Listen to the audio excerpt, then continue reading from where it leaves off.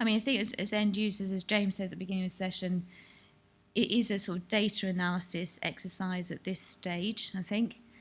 Assess where do you use PSC contractors, and like I said, that's not just the ones from agencies. You should really be including any consultancy arrangements in this initial assessment.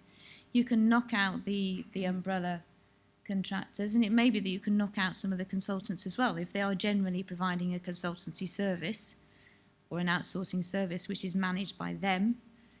They're not going to be within the scope of IR35, but if they are supplying a person to you and that person is working within one of your projects, then they should be included. And then do a sort of rough analysis. Either you can do this using an assessment tool, or you can just do a sort of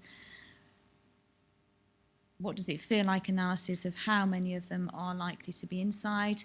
Are there any that are obviously outside? Are there any that are borderline? And then map that onto, well, who's key to the business? Are any of these roles absolutely key? Where do we need the talent? Are we going to lose key people by assessing them as outside? Is there anything that we can do to protect those key areas? And so you sort of funnel it down. You start with a big number and you funnel it down to a smaller number of roles, contractor requirements that may need your attention in terms of, do we need to think about how we get these people outside IR35? And then it's a question of working out, well, and what do we do with the rest of them? If we're going to sort of start from the point that most of these roles are going to be inside IR35, how are we going to deal with those? So that's where working with something like TXM becomes really important, because either they can be spoken to about being paid on a deemed employment basis, or they can start to transition towards an umbrella way of doing things or an agency worker way of doing things. But all of that needs to be identified at this stage. And once you've got a plan for that, that makes it a lot easier to then implement everything else that needs to go around it. We've been through the options. The options are either to change the way that the contractor works. In most cases, that's not just going to be a tweak of a contract. It is going to be a case of looking at how they do things and working with you to see if there's anything that can be done to sort of push them more to the outside IR35 basis. But you've got to be careful that you don't have a sort of tail wagging the dog going on. Either they're going to fit outside IR35 or they're not. Anything that's sort of borderline, you're going to have to approach quite carefully. And then, if there are any situations where a more project-based way of working could be explored, now's the time to be doing it, because that is going to involve quite a lot of analysis and buy-in from different people, not least the contractors, because they would have to accept that they are working on different basis and not getting paid in the same way that they currently are. But if you can, if you have got pockets where that works, then that has the advantage of almost certainly falling outside IR35, so that can take a big sort of chunk out of the analysis as well. We've talked about the importance of using a reliable supply chain. I think that's come through quite clearly. One of the big things that is going to have to take place once you've decided who fits into which bracket is all of the contract changes that need to go with this. So in most cases, contracts will need to be terminated and reissued, because current staffing arrangements don't easily lend themselves to being outside IR35. So even if you have got roles that are assessed as outside IR35, those contractual terms are going to need to be slightly changed to make sure that they are more likely to be consistent with being outside IR35. So they're going to need new contracts. The people who are going to be assessed as inside IR35, either they stay on the deemed payment arrangement where there's still a contract with the PSC, but the rates are going to need to change. So all of the contract rates with PSCs are going to be different, where they're going to be paid on an inside basis, because the amount that they receive as a PSC is going to be net of employers' NI, PAYE and employees' NICs. So there's going to be a significant reduction in their take-home pay, which might be balanced out by lots of different factors, but there is going to be a headline hit there.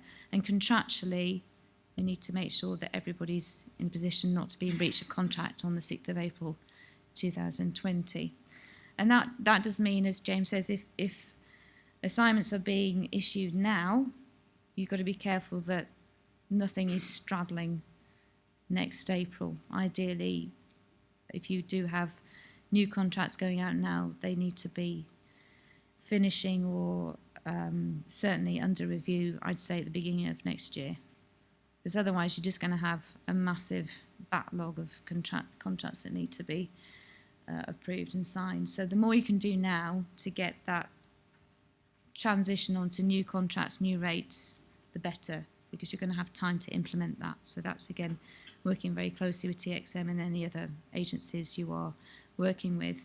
If you are paying PSCs direct, that's something I haven't actually mentioned, but it's going to come up this afternoon, you are most definitely going to have to change your contracts, because any of those who are assessed as inside IR35, they're either going to have to change to a different status, so you're going to have a contract with a different organisation, that's probably an umbrella company, or you're going to put them through a recruitment agency, again, your contract would be different then. If you were going to yourself operate a deemed payment arrangement where you pay the PSC inside, and I don't know whether anybody would want to take on that challenge, but if they did, again, the contract rate would have to change. So there's a lot of work that's going to need to be done to tee that up, to get that in place on time, so that we haven't got massive contractual claims coming at us left, right and centre. And obviously the pay rates are going to be a big issue, particularly when dealing with contractors. There's going to be potentially a big hit on their pay rates. So that is relevant to key talent. Also bear in mind that some end users will be less cautious about this than others, and you may find that you've got competitors who are prepared to take a view on this and assess people as outside when they should be inside. So again, an awareness of all of that is going to be something to factor in. I think those are the main things. I mean, post-April 2020, obviously this doesn't just stop in April 2020, this continues, so the assessments will continue. One word of caution is just bear in mind that disgruntled contractors who have been effectively forced into a position where they have to pay taxes if they're an employee might start trying to bring employment status claims, particularly if they've been with you for a number of years. So that's just something to be aware of when you're dealing with all of this, and it sort of underlines the importance of being consistent with treating them as a contractor. Do not treat them as if they were an employee. So if an employee were bringing some kind of employment status issue or complaint about their rights to holiday pay, for instance, you would deal with them as a direct employee. If you're dealing with a contractor, you need to deal with them in a way that's consistent with them not being your employee. Again, if they're through an agency, you need to deal with that through the agency, not direct with the contractor. And just try and maintain as much distance as possible. But just have that in your mind if you're faced with challenges from contractors, and there almost certainly will be. So that, again, is part of the plan to work out, well, what do we need to do to make this as smooth as possible. Not an easy one. I'm not trying to suggest there's any magic wands here. There's a lot to take on board, but planning is key, and starting now will make a big difference when it comes to April 2020.